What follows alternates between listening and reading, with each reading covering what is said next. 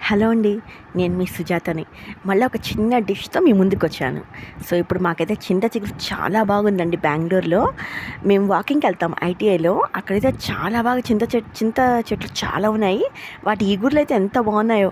So, అందుకే నేను అక్కడి నుంచి చింత చిగురు తీసుకొచ్చాను. ఇప్పుడు ఈరోజు పప్పు చేసి చూపిస్తానండి. ఫస్ట్ కందిపప్పు మీకు ఎంత కావాలో అంత తీసుకోండి. దాంతో పాటు కుక్కర్‌లో పెట్టి ఒక 3 విజిల్స్ వచ్చి కొంచెం మెత్తగా అయ్యేదాకా చేసుకోండి. ఈ లోపల చింత చిగురుని బాగా కడిగేసుకొని పచ్చిమిరపకాయలు, ఒక 2 టమాటాలు వేయండి జస్ట్ టేస్ట్ కోసము. ఆల్రెడీ చింత చిగురు అంటే కొంచెం పులుపు ఉంటుంది. అలానే మరీ పుల్లగా ఏం లేదండి. సో, అందుకే నేను టమాటాలు కూడా కొంచెం యాడ్ చేశాను ఫ్లేవర్ కోసము. సో, దాన్ని కూడా పెట్టేసి ఒక 3 విజిల్స్ వచ్చిన తర్వాత బాగా దాన్ని గరిటెతో నలిపేసుకోండి. అది ఎనుపుకున్న తర్వాత ఒక బాణంలో తిరగమాత వేసుకోండి. ఆవాలు, జీలకర్ర, మినపప్పు, శనగపప్పు, కరివేపాకు, ఎండుమిరపకాయలు, లాస్ట్‌లో ఫైనల్ టేస్ట్ కోసం ఇంగువ తప్పక దానిలో వేయండి.